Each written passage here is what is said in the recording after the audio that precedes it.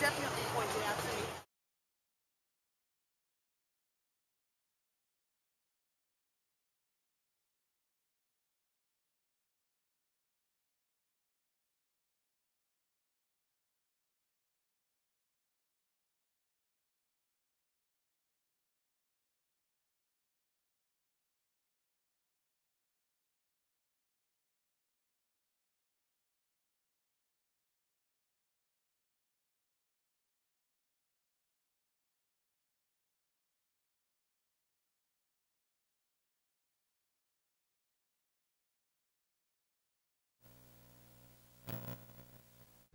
What are your thoughts of this phenomenon of megacities, and how do you relate to these cities and their spaces?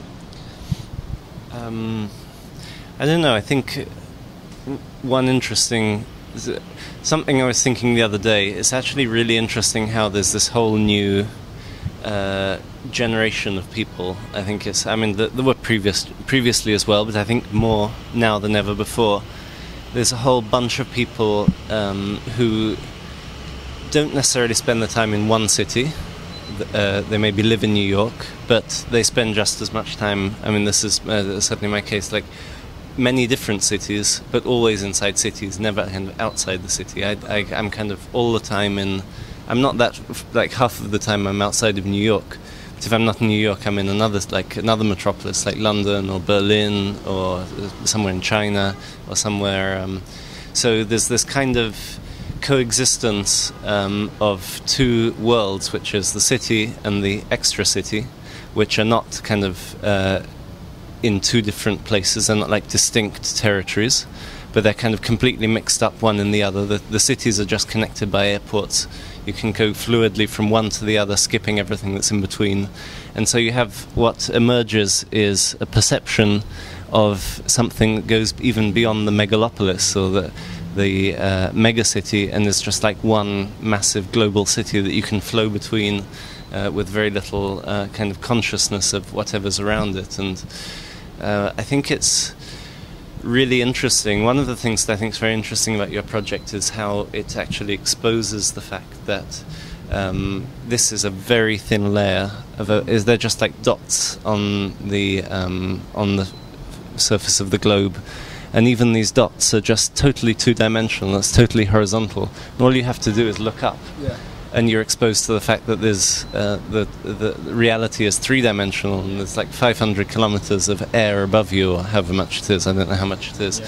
And there's Earth underneath you, and you're just kind of captured within this two-dimensional reality that you assume to be kind of almost limitless. I mean, when you're inside the city, it really could be continuous urbanism all the way from here to Berlin or to London, and for all that we know, I mean.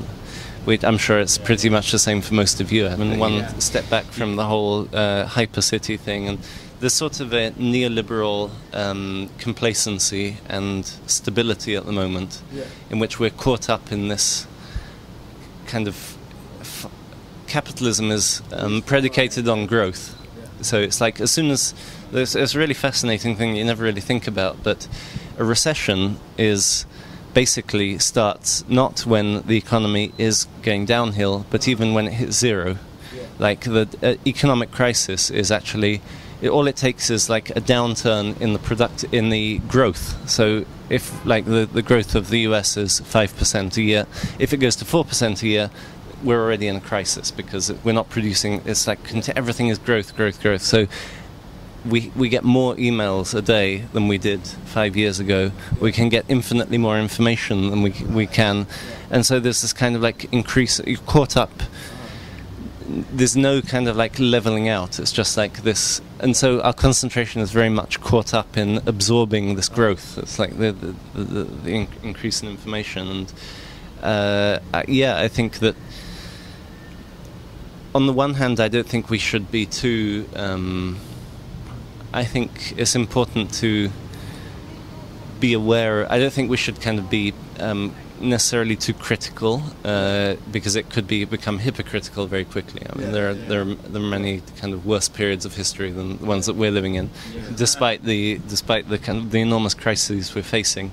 But there's a lot that can also be done to improve, and it's like what we were saying before about the freedom of, I think ultimately human beings want to be kind of it's like a self-optimization. I think it is possible to find a balance where we can still appreciate the great things about life and the great things about existence, such as the sky above our heads.